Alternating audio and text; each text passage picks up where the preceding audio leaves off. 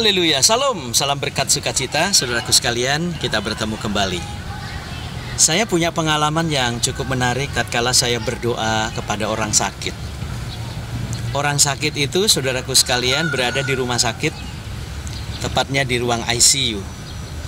Dan anaknya mengundang saya untuk mendoakan maminya yang jatuh dari kamar mandi.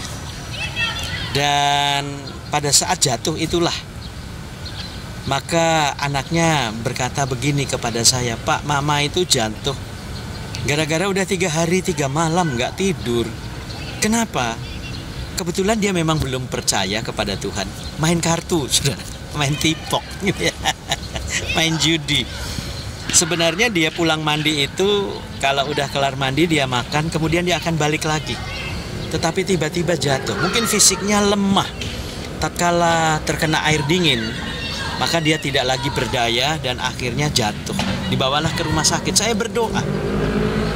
Tetapi karena mungkin parah, saudara, jadi mungkin pembuluh darahnya juga udah pecah. Dia hanya seperti orang mengorok, iya, mendengkur gitu. Jadi semua dipasangin alat dari rumah sakit, dan dia hanya bisa berkata apa ya? Tidak berkata apa-apa, cuman suaranya yang seperti orang tidur ngorok gitu, saudara. Saya ingin mendoakan supaya sembuh. Tetapi kembali lagi bahwa ternyata kesembuhan itu bukan milik manusia, itu milik Tuhan. Dan tidak ada satu pendeta pun yang sakti. Karena kalau pendeta berdoa dan lantas ada kesembuhan di sana, itu namanya karunia. Tuhan memberikan karunia kesembuhan. Tuhan memberikan karunia terhadap orang yang kerasukan setan, maka dia melepaskannya demi nama Tuhan. Dan saya berdoa karena anaknya mengatakan bahwa dia belum percaya kepada Yesus. Saya langsung bicara di telinganya dengan agak kuat, sambil berkata, "Ibu dengar, yang punya keselamatan hanyalah Tuhan Yesus. Yang punya sorga adalah Tuhan Yesus. Yang punya kehidupan termasuk nyawa kita adalah Tuhan Yesus. Hari ini saya memberitakan kabar baik buat ibu. Walaupun fisikmu lemah, engkau nggak berdaya, tetapi rohmu akan mendengar panggilan ini. Saya akan berdoa kepadamu dan engkau harus meresponi doa, dan engkau harus mengikuti apa yang saya doakan." Dan pada saat itu, saudara, saya teriak di telinganya, "Ibu dengerin baik-baik, ayo ikutin doa saya." Dan saya berdoa dalam nama Tuhan Yesus, aku percaya Tuhan yang punya sorga, Tuhan yang punya kehidupan, Tuhan yang punya nyawa, dan Tuhan yang punya masa depan. Aku berdoa dalam nama Yesus supaya aku mendengar pengorbanan Tuhan. Tuhan telah menebus saya, telah menyelamatkan manusia, dan saya harus percaya di dalam nama Tuhan Yesus, karena Tuhan dengan darahnya menyelamatkan dan menebus dosa manusia. Karena Tuhan Yesus adalah Tuhan dan Juru Selamat satu-satunya, tidak ada yang lain. Saya akan menerima Tuhan Yesus sebagai Tuhan dan Juru Selamatku dalam nama Yesus. Haleluya, amin. Apa lantas yang terjadi setelah doa, saudara? 1-2 menit tidak terjadi apa-apa. Sementara saya ajak anaknya yang lain untuk berdoa, tiba-tiba, saudaraku sekalian, dia meneteskan air mata. Dia sudah tidak berdaya tetapi meneteskan air mata. Tidak bicara, dia meneteskan air mata.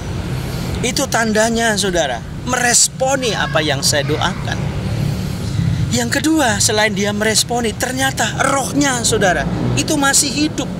Sekalipun mungkin jasmaninya sudah tidak berdaya, otot-ototnya, urat-uratnya, sarafnya mungkin semuanya udah lemah, lemas, ataupun sudah mati, tetapi rohnya belum.